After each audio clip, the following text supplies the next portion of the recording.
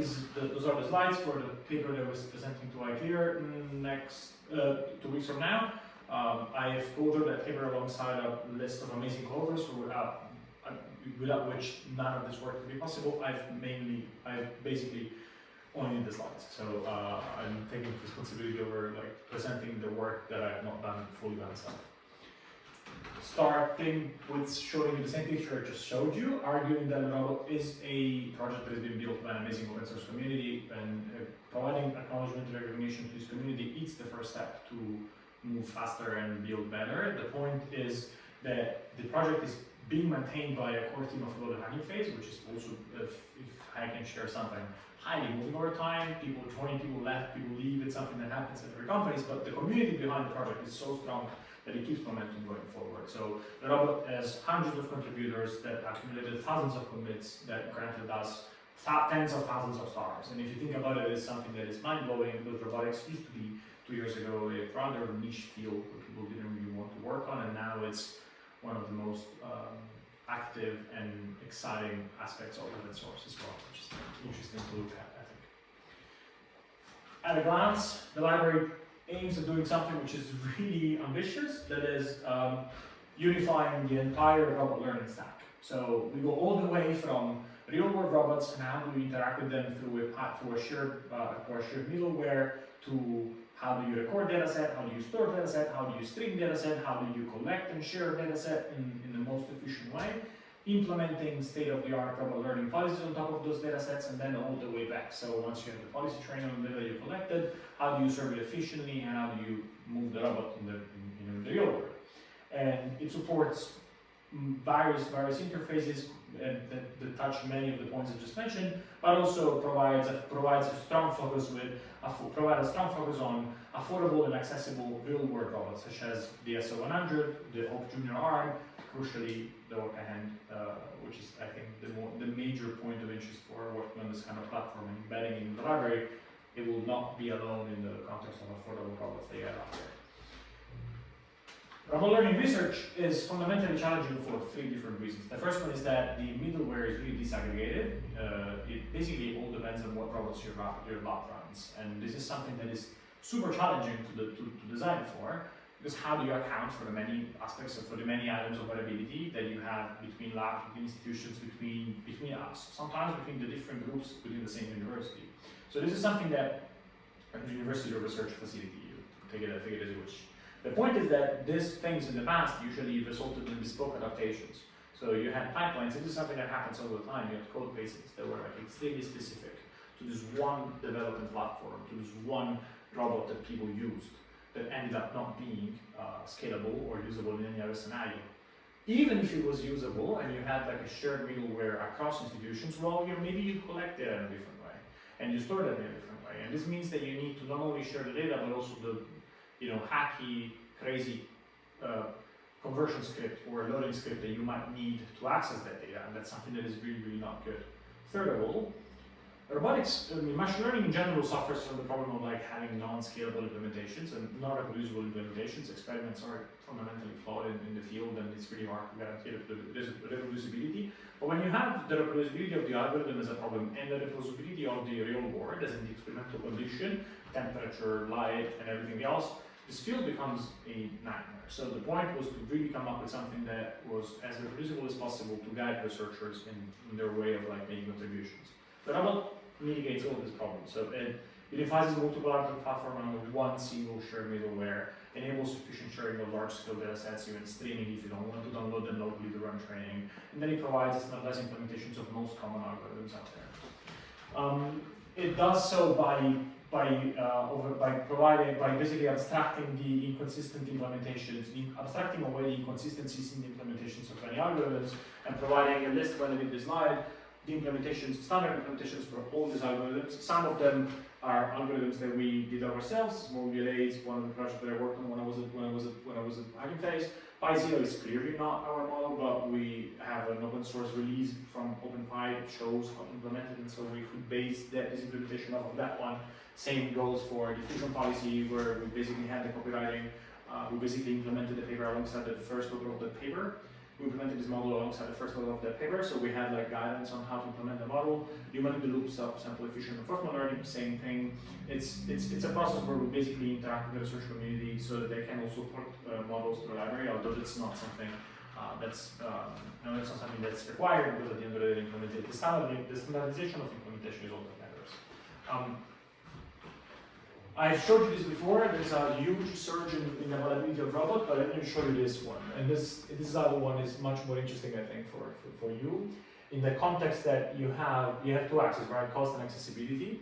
If you look at robotics where it was like a few years ago, it was basically all Francas, and Francas are great robots that have an insane durability, but end up costing in the tens of thousands of euros and a very limited accessibility, because you need someone from Germany to ship you one. Which has its lead time. People have moved with the Aloha series of models where you had, it was in Germany. That was like it costed a lot less for a bar manual setup, like almost half of it for a single manual setup. But the point is that now these things ship off China, and so the dependency of having something that comes from the rest of the world is even worse. The S100 is sort of like a solution to both of these problems. It's 150 euros robot. The cost is mainly just how much the motors cost, and you can order the bulk of them and store them across the area you're interested in. You have high accessibility, because it's something that you can 3D print, so it's pretty useful. This is powering, by the way. This is like surgeon data, and I want to argue that this is something that is gonna continue. Like, we see this trend in the last year. We've seen it over and over again, not only in the context of ARMS, S100, OpenARM, and the Aloha and the likes, but now also the hands democratized by designs such as the Orca-hand. So the point is really how do you position yourself, and this is like the kind of questions that we're trying to answer with LeRobot, how to position the library in the place to benefit from this sort of trend emerged.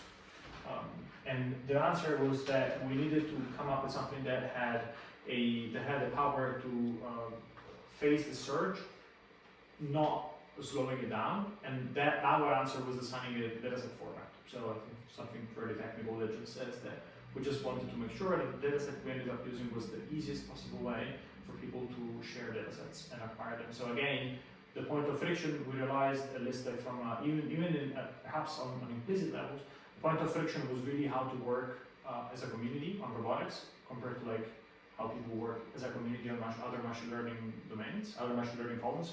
Streaming robotics is one. And solving that sort of friction point was what the library was designed for.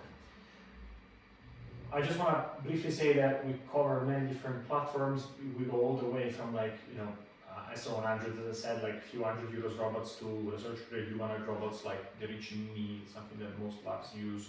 The robot abstracts for everything here. And again, the point is like having the logic clear of what the SDK should do of what the middleware should do for you to control the robot.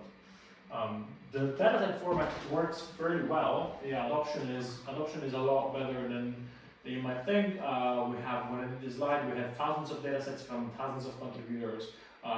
Classified by robot type, there is just one thing which is not super satisfying, is that the majority of these datasets are coming from these two different robots, which are like the ones that we provided the export for the library. We also have datasets for Panda, so a robot that is not supported by the library, but it is still where people still port their dataset to the robot for whatever benefits, such as using the algorithms that we have that we support already, so the learning algorithms.